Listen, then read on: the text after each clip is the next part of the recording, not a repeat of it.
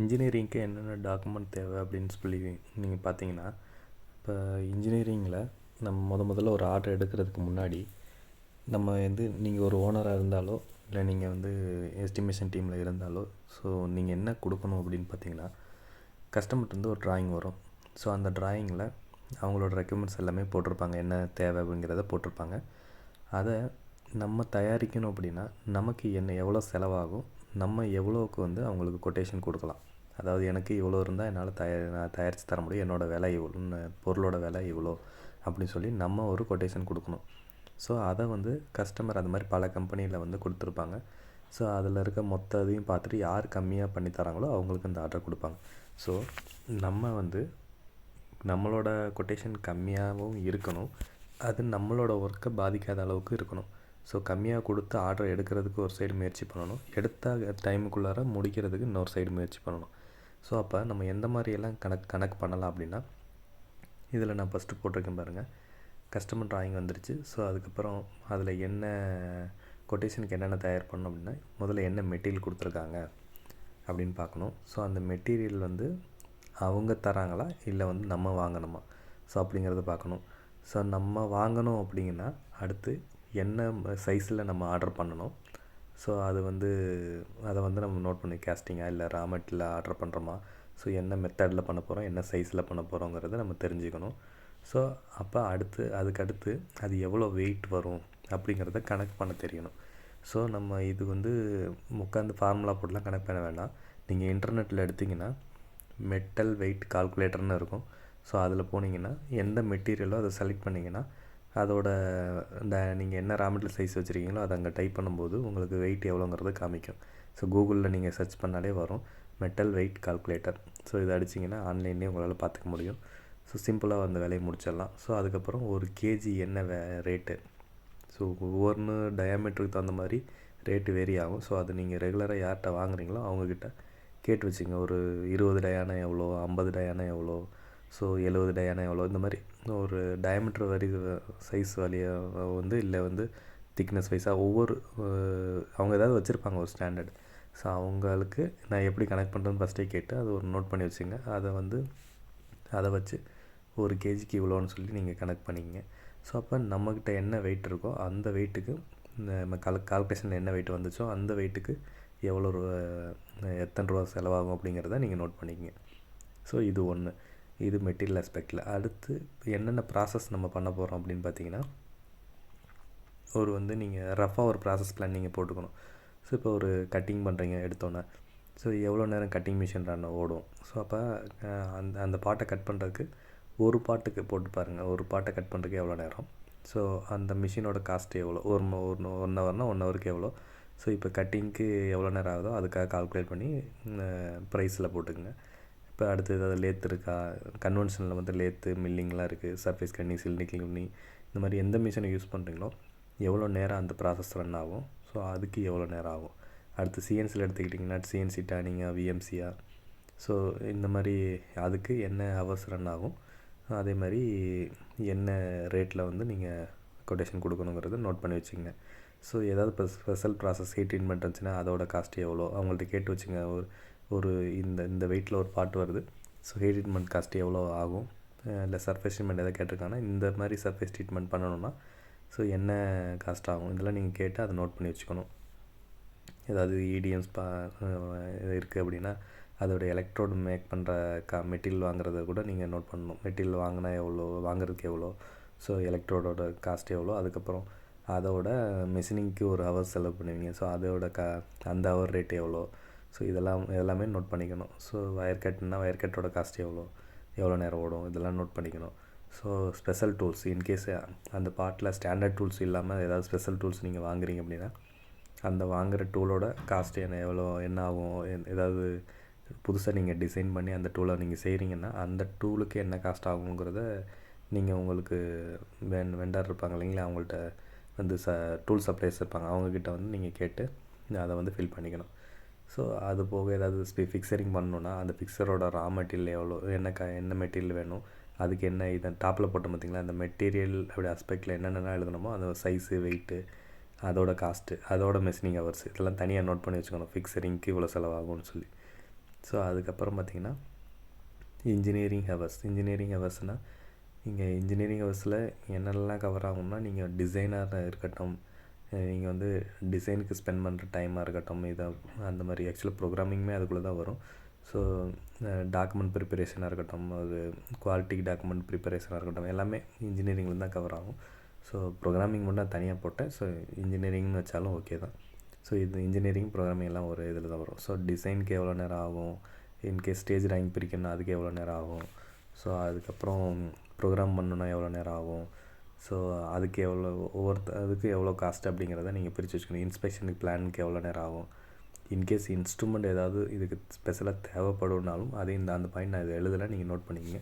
So அந்த இன்ஸ்ட்ருமெண்ட்டுக்கு என்ன cost ஆகும், இன்கேஸ் ஒரு த்ரெட் ப்ளக்கேஜ் கேட்குறாங்க, ஒரு த்ரெட் ரிங்கேஜ் கேட்குறாங்க, ஸோ அது நம்மக்கிட்ட இல்லை, நம்ம அதை வாங்கணுன்னா அதுக்கு என்ன கொட்டேஷன் எல்லாம் வாங்கிட்டு அதை நம்ம இதில் ஆட் பண்ணிக்கணும். ஸோ இந்த பாட்டுக்காக தான் வாங்குகிறோம், ஸோ அதனால் இதை வந்து ஆட் பண்ணி அந்த இதில் வச்சுக்கணும். ஸோ இன்கேஸு அவ்வளோ பட்ஜெட் இல்லை அப்படின்னா கஸ்டமர்கிட்ட வந்து இந்த கேஜை வந்து நீங்கள் தர முடியுமான்னு கேட்கலாம். ஸோ இல்லை அப்படின்னா நம்ம வாங்கி தான் ஆகணும். ஸோ அந்த இது வந்து நீ அந்த காஸ்ட்டை நோட் பண்ணி வச்சுக்கணும். ஸோ இதெல்லாம் முடிச்சுட்டு ஒரு டோட்டலாக எவ்வளோ ஹவர்ஸ் அப்படிங்கிறத ஒரு சைடு வச்சுக்கிட்டாலும் இன்னொரு சைடு வந்து காஸ்ட்டில் தான் அவங்களுக்கு ஷேர் பண்ண போகிறோம். ஸோ அதனால் காஸ்ட் எல்லாத்தையும் நீங்கள் டோட்டல் போட்டு இந்த பாட்டை தயாரிக்கிறதுக்கு இவ்வளோ நேரம் இவ்வளோ ஆகுது, ஒரு எக்ஸாம்பிளுக்கு 20,000 ஆகுது அப்படின்னா, ஸோ நீங்கள் வந்து ஒரு உங்களுக்கு அது போக எக்ஸ்ட்ரா மார்ஜின்ஸ் வச்சு இதை வந்து எனக்கு 30,000 கொடுத்தீங்கன்னா நான் பண்ணித்தரேன். ஸோ இந்த மாதிரி இது அசல், அதாவது 20,000 இருந்தால் தான் உங்களால் பண்ண முடியும் இந்த பாட்டை. ஸோ இது போக உங்களுக்கு ப்ராஃபிட் என்ன வேணுமோ அதை நீங்கள் ஆட் பண்ணி தான் கொட்டேஷனாக கொடுக்கணும். ஸோ இந்த மாதிரி கொடுத்துட்டு அது மாதிரி திருப்பி ஆர்டர் வந்துச்சு அப்படின்னா, ஸோ வந்ததுக்கப்புறம் நீங்கள் வந்து இந்த எல்லா டேட்டாவையும் பேக்கப்பாக எடுத்து வச்சுக்கணும். இதெல்லாமே ஒரு எக்ஸலில் போட்டு வச்சுங்க. ஆக்சுவலாக நீங்கள் வந்து மெயினாக எக்ஸல் வந்து தெரிஞ்சுக்கணும். எக்ஸல் வந்து ரொம்ப பயங்கரமாக எக்ஸல் தெரிஞ்சுக்கணும்னு அவசியம் இல்லை. சிம்பிளாக இந்த டேட்டாவை எப்படி எக்ஸலில் டைப் பண்ணணும் அப்படிங்கிறது தெரிஞ்சால் போதும். ஸோ நான் அது வந்து நிறைய பேத்துக்கு தெரியும், இருந்தாலும் நம்ம எல்லாருக்கும் தெரியும்னு எடுத்துக்க வேண்டாம். ஏன்னா தெரியாதவங்களுக்கும் நம்ம ஷேர் பண்ணணுங்கிறனால அதை கூட நான் ஒரு ஏதாவது ஃபார்மேட் மாதிரி போட்டு காமிக்கிறேன். இது எல்லாமே நம்மளாக க்ரியேட் பண்ணிக்கிட்டது தான். ஸோ இந்த இன்னொருத்தவங்க வந்து எல்லாம் சொல்லி கொடுத்து பண்ணதெல்லாம் கிடையாது. நமக்கு என்ன தோணுதோ, ஸோ எனக்கு இதெல்லாம் தேவைன்னு தோணுது, ஸோ நான் அதெல்லாம் ப்ரிப்பேர் பண்ணி வச்சுக்கிறேன். ஸோ நான் என்ன பண்ணுறேனோ அதை தான் உங்களுக்கு ஷேர் பண்ணேன். எனக்கு யாரும் சொல்லித்தரல, பட் நான் கஷ்டப்பட்டு ஒன்று ஒன்று நான் பண்ணுறத நான் உங்களுக்கு ஷேர் பண்ணுறேன். இது வந்து இன்டர்நெட்டில் பெருசாலாம் இருக்காது, நம்ம சில இது இருக்காது. சரி, நீங்கள் எடுத்திங்கன்னா இன்னும் நிறைய இருக்குது, எஃப்எம்இ அது இதுன்னு இருக்குது. ஸோ ஒன்றுக்குள்ளேயே உள்ளே பூந்திங்கன்னா நிறைய கண்டென்ட் யோசிக்க வேண்டியிருக்கும். ஸோ நான் அவ்வளோ கிரிட்டிக்கலாக இப்போ யோசிக்காதீங்க. ஸோ போக போக அவ்வளோ கிரிட்டிக்கலாக நீங்கள் ஆட்டோமேட்டிக்காக மாறிடுவீங்க. ஸோ அந்தளவுக்கு யோசிக்கிற அளவுக்கு வந்துடுவீங்க. இப்போதைக்கு சிம்பிளாக இந்த அளவுக்கு டேட்டா மட்டும் வச்சுக்கோங்க, இதுவே போதும். ஸோ அதுக்கு அடுத்து ஆர்டர் வந்துடுச்சு. ஸோ அடுத்து என்ன பண்ணலாம் அப்படின்னு பார்த்தீங்கன்னா, ஸோ நெக்ஸ்ட்டு ஆர்டர் வந்ததுக்கப்புறம் நீங்கள் என்னென்ன டாக்குமெண்ட்லாம் ப்ரிப்பேர் பண்ணணும். ஃபஸ்ட்டு கஸ்டமர் ட்ராயிங் ஒரு பிரிண்ட் எடுத்துக்கங்க. நெக்ஸ்ட்டு அதுக்கப்புறம் அந்த கஸ்டமர் ட்ராயிங்கில் உங்களுக்கு வந்து கேட் ஃபைல் ஏதாவது தேவைப்படுமா, இன்கேஸ் ஒரு மிஷின் இப்போ டேர்னிங் இருக்கும், எனக்கு அந்த ப்ரொஃபைல் வேணும்னு கேட்பாங்க, இல்லை வந்து மில்லிங்கில் ஏதாவது அந்த ப்ரொஃபைல் வேணும்னு கேட்பாங்க, இல்லை இன்ஸ்பெக்ஷனுக்கே கேட்கலாம். ஏதோ உனக்கு அந்த கேட் ஃபைல் தேவைன்னா கேட் ஃபைல் பண்ணிக்கோங்க. அதாவது கேடில் அந்த ட்ராயிங்கை வரைஞ்சிக்கோங்க. சில பேர் கஸ்டமரே அந்த கேட் ஃபைலை கொடுப்பாங்க, வயர் கட் இருக்குன்னா அவங்களாம் கேட் ஃபைல் கேட்பாங்க. ஸோ இந்த மாதிரி தேவைன்னா அதை யூஸ் பண்ணிக்கோங்க. அப்படி இல்லையா, இப்போலாம் பார்த்திங்கன்னா 3D மாடலில் தான் ப்ரோக்ராம் பண்ணுறாங்க. முன்னாடியெல்லாம் பார்த்திங்கன்னா லைனை வச்சே பண்ணுவாங்க. ஸோ அதிகமாக இப்போ வந்து நல்லா 3D ப்ரோக்ராம் அதிகமாக வர்றதுனால 3D மாடலுக்கும் கேட்பாங்க. ஸோ மாடல் இல்லாமல் இப்போ வர ப்ரோக்ராமருக்கு நிறைய பேத்துக்கு மாடல் இல்லாமல் ப்ரோக்ராம் பண்ண தெரியறதில்ல. ஸோ லேட்டஸ்ட்டு சாஃப்ட்வேர் எல்லாமே அப்படி தான் போயிட்டுருக்கு. ஸோ 3D மாடல் வந்து வச்சு தான் ப்ரோக்ராம் பண்ணுறது இப்போ கொண்டு வந்திருக்கு. அந்தளவுக்கு இப்போ மாறிடுச்சுங்கிறதுனால ஸோ நம்ம 3D மாடல் வந்து க்ரியேட் பண்ணணும். ஸோ 3D மாடல் க்ரியேட் பண்ணணும் அப்படின்னா, ஸோ இதிலே பாருங்களேன், உங்களுக்கு என்னென்ன நீங்கள் படிக்கணும் அப்படிங்கிறது இதிலே புரியும். ஸோ ஃபஸ்ட்டு என்னென்னா கஸ்டமர் ட்ராயிங். ஸோ கஸ்டமர் ட்ராயிங்கை புரிஞ்சுக்கிறதுக்கு முதல்ல drawing study important. So drawing study important. அது போக GD&T தெரிஞ்சிருக்கணும். ஸோ எதுக்கு என்னென்ன கேட்டிருக்காங்க அப்படிங்கிறதெல்லாம் உங்களால் புரிஞ்சுக்க தெரியணும். ஸோ அதுக்கப்புறம் எந்த வியூவில் என்னென்னா, ஆக்சுவலாக நான் பிளானிங்னு சொல்லி ஒரு 2-3 இது சும்மா சிம்பிளாக எக்ஸ்பிளைன் பண்ணேன். டீட்டெயிலாக ஏகப்பட்ட பெரிய ட்ராயிங்ஸ்லாம் நாங்கள் யூஸ் பண்ணுறோம். ஸோ எல்லாத்தையும் என்னால் சொல்லிகிட்டு இருக்க முடியாது. ஸோ முடிஞ்சளவு நான் ஷேர் பண்ணுறேன். எனக்கு கிடைக்கிற டைமில் கொஞ்சம் கொஞ்சம் நான் ஷேர் பண்ணுறேன். நீங்கள் பெரிய பெரிய ட்ராயிங்ஸை பார்க்கும்போது நான் சொன்ன ஏதோ ஒரு இன்புட் உங்களுக்கு யூஸ் ஆகும். ஸோ இதில் வந்து ட்ராயிங் ஸ்டடி இம்பார்ட்டன்ட்ங்கிறது உங்களுக்கு தெரிஞ்சிட்டிங்க. ரெண்டாவது பாருங்கள், கேட் ஃபைலை க்ரியேட் பண்ணுறதுக்கு உங்களுக்கு என்ன சாஃப்ட்வேர் தெரியணும். ஸோ கேட் ஃபைல் மட்டும் க்ரியேட் பண்ணணும் அப்படின்னா ஆட்டோகேட் தெரியணும். ஸோ ஆட்டோகேட் அப்படி இல்லைனா டிராஃப்ட்சைட். ஸோ இந்த மாதிரி அது ரிலவெண்ட்டான சாஃப்ட்வேர்ஸ் நிறைய இருக்குது. ஸோ 2D ஃபைலை க்ரியேட் பண்ணுறதுக்கு என்ன சாஃப்ட்வேர் வேணுமோ அந்த ஒரு சாஃப்ட்வேர் நீங்கள் பழகிக்கிங்க. ஸோ காலேஜ் படிக்கிறவங்களா இருந்தாலும் மெக்கானிக்கலுக்குள்ளே உள்ளே வரதுக்கு முன்னாடி ஸோ இதெல்லாம் பழகி வச்சுக்க சொல்லுங்கள். இன்கேஸ் இன்றைக்கி யூஸ் ஆகலைனாலும் பின்னாடி யூஸ் ஆகும். நானும் கிட்டத்தட்ட ஒரு 15 வருஷத்துக்கு முன்னாடி படித்ததை நான் இப்போ யூஸ் பண்ணிகிட்ருக்கிறேன். 15 வருஷம் 16 வருஷம் 17 வருஷத்துக்கு முன்னாடி படித்ததை இன்றைக்கி நான் யூஸ் பண்ணிகிட்ருக்கிறேன். ஸோ ஆட்டோகேடை வந்து நான் 2007 படித்தேன். ஸோ இப்போ நான் அதில் தான் ப்ராசஸ் ஷீட் போடுறேன். ஸோ அப்போ எனக்கு வந்து இது கண்டிப்பாக யூஸ் ஆகும். அது மாதிரி 3D மாடல் பண்ணுறதுக்கு அப்போ அதுவும் 2007 நான் NX படித்தேன். ஸோ ஆனால் இப்போ தான் நான் மாடலே அதிகமாக யூஸ் போடுறேன். இதுக்கு இடையில நான் அதிகமாக யூஸ் பண்ணல, ஏன்னா மிஷினிங் லைனில் போயிட்டேன். ஸோ அப்போ இந்த மாடல் பண்ணுற சாஃப்ட்வேரும் ஒன்று தெரிஞ்சுக்கங்க. ஏதோ ஒரு சாஃப்ட்வேர் 3D மாடல் தெரிஞ்சுக்கங்க. என்ன ரீசன்னா, நீங்கள் எல்லாத்துக்கும் பெரிய வித்தியாசம் வந்துடாது. ஸோ ஒன்றுக்கு ஒன்று ரொம்ப சிமிலர் தான். ஸோ அதில் சின்ன சின்ன கமெண்ட்ஸ் பேர் கூட நிறையா இது ஒரே மாதிரி தான் வரும். சின்ன சின்ன வித்தியாசம் தான் வச்சுருப்பாங்க. ஒரு இடத்துல டைமென்ஷனை டைப் பண்ணிவிட்டு கிளிக் பண்ணுற மாதிரி வச்சுருப்பாங்க, ஒரு இடத்துல கிளிக் பண்ணிவிட்டு டைப் பண்ணுற மாதிரி வச்சுருப்பாங்க. ஸோ அதனால் பிரச்சனையே கிடையாது. ஏதோ ஒரு சாஃப்ட்வேர், அது NXஆக இருக்கட்டும், கேட்டியாவாக இருக்கட்டும், இல்லை வந்து ப்ரோயாக இருக்கட்டும், அது க்ரியோன்னு சொல்லுவாங்க இப்போ. ஸோ அதுவாக இருக்கட்டும், இல்லை வந்து சாலிட்வொர்க்ஸாக இருக்கட்டும். ஸோ ஏதோ ஒரு சாஃப்ட்வேர் நீங்கள் வந்து மாடல் பழகி வச்சுக்கோங்க. ஸோ அடுத்து ஸ்டேஜ் ட்ராயிங் பிரிக்கணும். ஸ்டேஜ் ட்ராயிங்கை பிரிக்கணும்னா ஸோ இதுக்கு இந்த 3Dலேயும் பண்ணலாம், 2Dலேயும் பண்ணலாம், உங்கள் இஷ்டம், எதில் வேணாலும் பண்ணிக்கலாம். ஸோ ஃபஸ்ட்டு வந்து லேத் பண்ணுறீங்களா, லேத்துக்கில் என்னென்ன டைமென்ஷன் பண்ணணும். ஸோ இந்த மாதிரி இடத்துல தான் நம்ம 2Dயோட ஸ்கில் அதிகமாக யூஸ் ஆகும். இன்கேஸ் நீங்கள் 2Dக்கு ஒரு லேத்துக்கு ஒரு ஸ்கெட்ச் பண்ணணுன்னா அதுக்கு நீ 3D மாடல் வரைஞ்சி அதுலேருந்து இப்போ ஆக்சுவலாக என்னென்னா 3D மாடலிங் சாஃப்ட்வேர் மட்டும் தெரிஞ்சவங்களுக்கு என்னென்னா 3Dலேருந்து 2D ஆட்டோமேட்டிக்காக கன்வெர்ட் பண்ணி பழகியிருப்பாங்க. ஸோ அப்போ என்னென்னா நீங்கள் ஒரு சின்னதாக ஒரு லேத்துக்கு ஒரு ஸ்கெட்சு வேணும்னா கூட அதை வந்து மேனுவலாக வரையாமல் ஒரு 3D மாடல் போட்டு அதுலேருந்து எக்ஸ்போர்ட் பண்ணுவாங்க. ஸோ இதே நீங்கள் கேடு மட்டும் பழகியிருந்தீங்க அப்படின்னா நீங்கள் வந்து உங்களோட சப்ஜெக்டில் இருக்கிற அந்த இன்ஜினியரிங் கிராஃபிக்ஸ்ன்னு இருக்கும், இல்லைன்னா முன்னாடி இதில் எப்படி இருக்குன்னா டெக்னிக்கல் ட்ராயிங்னு இருக்கும். ஸோ இந்த ஃப்ரண்ட் வியூ, சைடு வியூ எல்லாமே என்ன நம்ம யோசிக்கிறோமோ அதுக்காக வந்து வரைகிறதுக்கு கேடில் வந்து யோசித்து பண்ணுற மாதிரி இருக்கும். ஸோ அப்போ வந்து நம்ம லேத்துக்கு என்ன தேவைன்னா லேத்துக்கு உரிய ஸ்கெட்சு, ஸோ ஜஸ்ட்டு லைன் போட்டு அந்த இதுக்குரியதை மட்டும் பண்ணி பிரிண்ட் எடுத்து கொடுக்கலாம். ஸோ இந்த மாதிரி இதுக்கு கொஞ்சம் மேனுவலாக திங்க் பண்ணுறதுக்கு ட்ராயிங் ஸ்டடி முக்கியம். அதே மாதிரி டெக்னிக்கல் ட்ராயிங், அப்புறம் இல்லைனா இன்ஜினியரிங் கிராஃபிக்ஸ், இது ரெண்டில் ஏதோ ஒன்று பேர் மாற்றிருக்காங்க. ஸோ அந்த இந்த டீட்டெயில்ஸ் வந்து ரொம்ப முக்கியம். ஸோ நம்ம நிறைய பேர் பார்த்திங்கன்னா நம்ம மிஷின்ஸில் வந்து பயங்கரமாக ட்ராயிங் ஸ்டடி பண்ணுவாங்க. எல்லா ப்ராடக்ட்டையும் பயங்கரமாக பண்ணி ப்ரூவ் பண்ணுவாங்க. ஆனால் ஒரு ப்ராடக்டை வந்து வரைய சொல்லும்போது அவங்களுக்கு வராது. என்ன ரீசன்னா வரைஞ்சி பழக்கம் கிடையாது. ஸோ சைடு வியூ எப்படி வரையணும், டாப் வியூ எப்படி, நிறைய கன்ஃபியூஷன் ஆகும். ஸோ அதனால் வரைய முடியாது. ஸோ இந்த மாதிரி நிறைய இடத்துல இன்டர்வியூவில் ஸ்ட்ரகிள் ஆகிருக்குது, நானும் பார்த்துருக்கேன். ஸோ நான் என்ன சொல்கிறேன்னா, நீங்கள் இந்த விஷயத்தையும் லேர்ன் பண்ணிக்கங்க. ஸோ இது எல்லாமே நீங்கள் ப்ரிப்பேர் பண்ணுற விஷயம் மட்டும் கிடையாது, நீங்கள் கற்றுக்கக்கூடிய விஷயமும் தான்.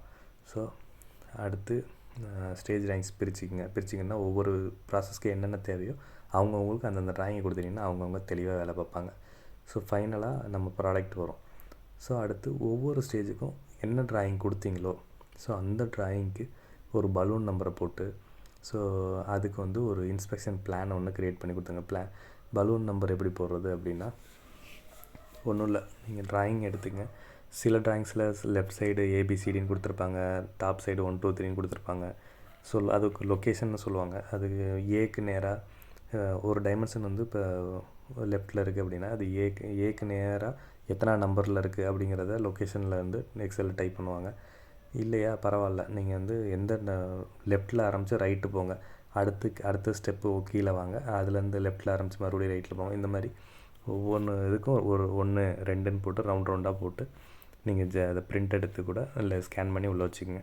ஸோ அதுக்கு இப்போ சீரியல் நம்பர் 1 2 3ன்னு அதேமாதிரி பலூன் நம்பர் 1 2 3ன்னு ரிப்போர்ட்டில் எழுதி என்ன டைமென்ஷன் என்ன டாலரன்ஸ் இது போட்டு கொடுத்துட்டிங்கன்னா அவங்க என்ன அச்சீவ் பண்ணுறாங்களோ அதை எழுதி சைன் பண்ணிடுவாங்க. ஸோ இந்த மாதிரி ஒரு ரிப்போர்ட்டை க்ரியேட் பண்ணிக்கலாம். அது ஸ்டேஜ் இன்ஸ்பெக்ஷன் பிளான். ஸோ அடுத்து stage wise program sheet and setup sheet. இது எல்லாத்துக்குமே நான் எக்ஸலில் வந்து ஒவ்வொன்றையும் நான் எப்படி பண்ணுறதுன்னு சொல்கிறேன். என்னோடய கம்ப்யூட்டர் வந்து ஸ்க்ரீன் ரெக்கார்ட் ஆன் பண்ணால் ரொம்ப ஹேங் ஆகுது. ஸோ அதனால் நான் இப்போதைக்கு நான் வாயில் சொல்கிறேன், அதை நீங்கள் புரிஞ்சுக்குங்க. இந்த புரிஞ்சதுக்கப்புறம் ஒன்று எனக்கு டைம் கிடைக்கும்போது நான் உங்களுக்கு எக்ஸ்பிளைன் பண்ணுறேன்.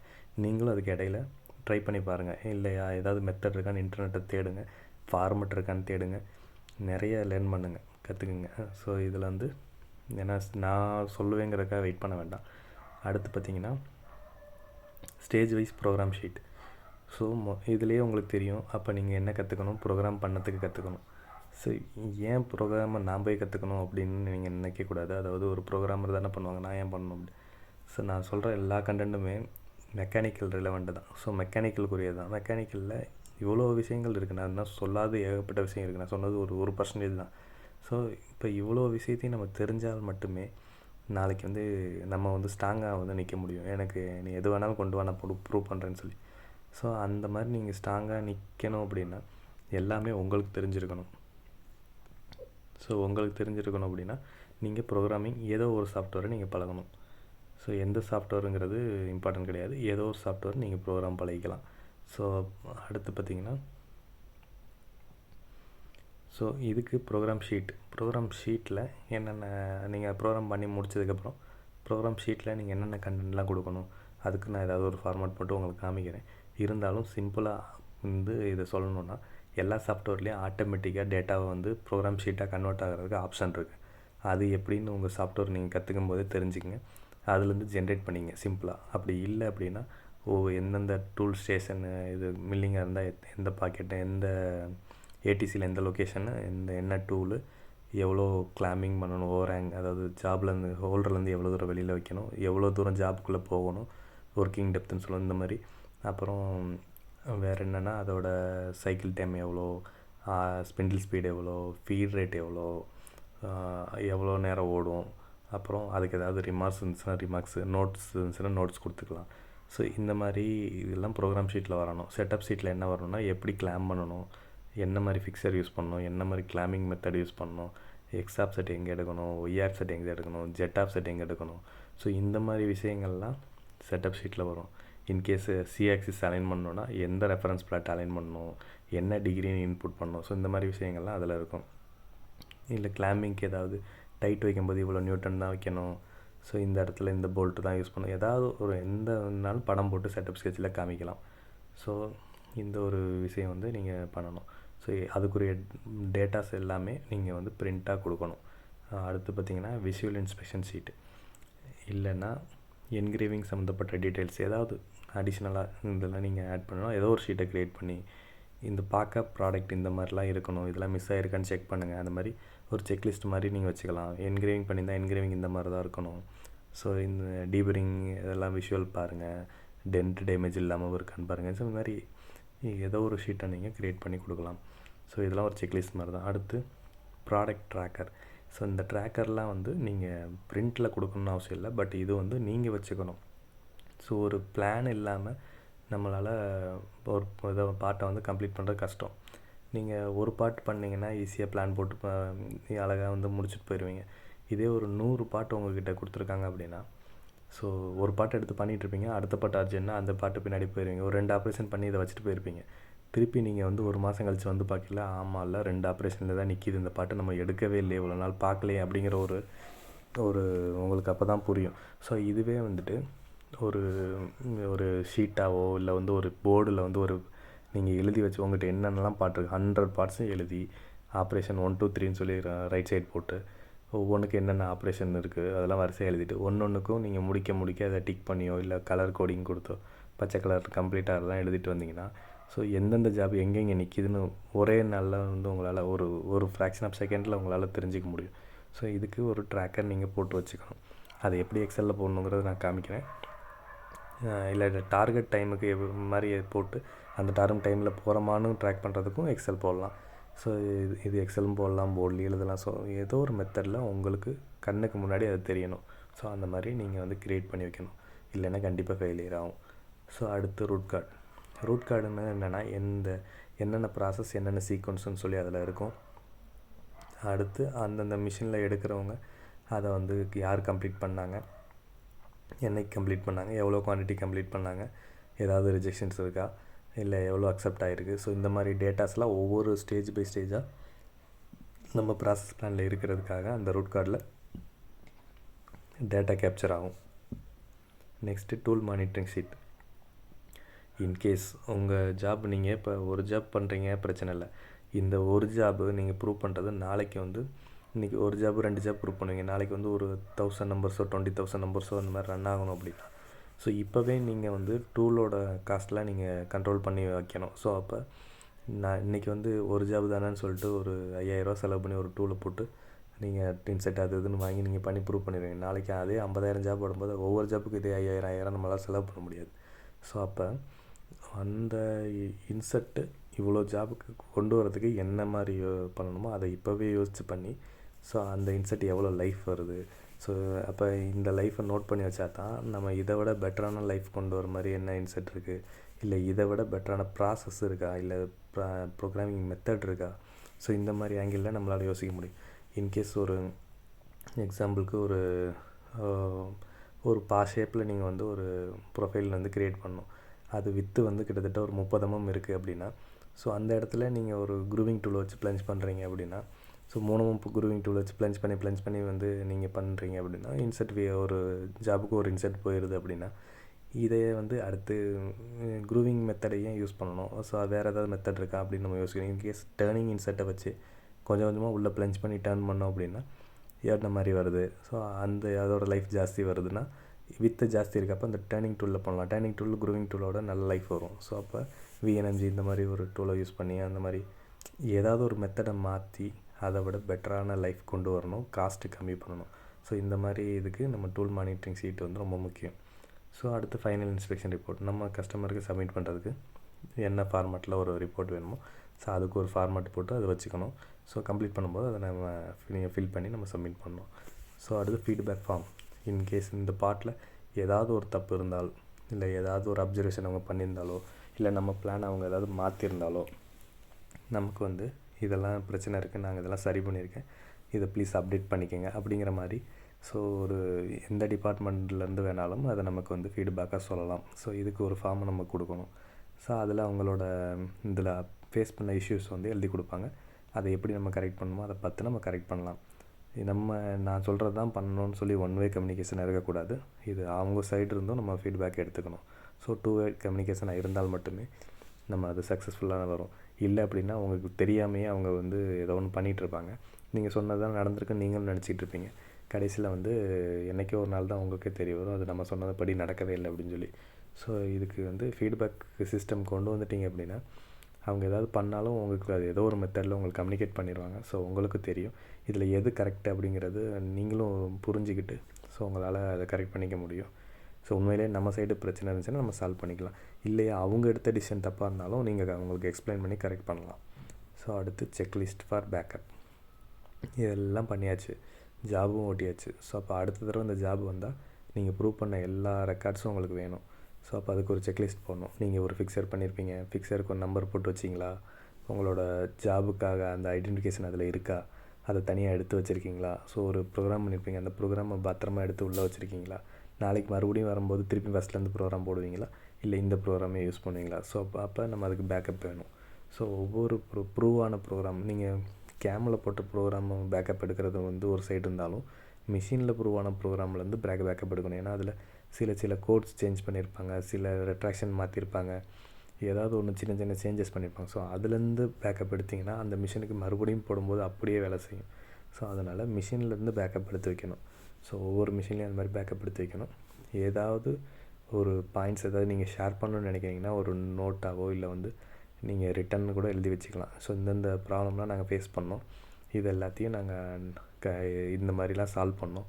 ஸோ இந்த மாதிரி உங்களுக்கு நீங்களே ஒரு கம்யூனிகேஷன் மாதிரி எழுதி அதை ஃபைல் பண்ணி வச்சிட்டிங்கன்னா அடுத்த தடவை அந்த பாட்டு வரும்போது அந்த ஃபைலை ஓப்பன் பண்ணும்போது ஈஸியாக புரியும். ஸோ யாரோட கம்யூனிகேஷன் தேவையில்லை, நீங்களே வச்சுட்டு போனாலும் வேறு யாராச்சும் வந்திருந்தாலும் அவங்களுக்கு ஸோ இந்த ப்ராப்ளம்லாம் பண்ணியிருக்காங்க, ஸோ இதெல்லாம் ஃபேஸ் பண்ணியிருக்காங்கன்ட்டு ஈஸியாக புரிஞ்சு அதை கன்டினியூ பண்ணுவாங்க.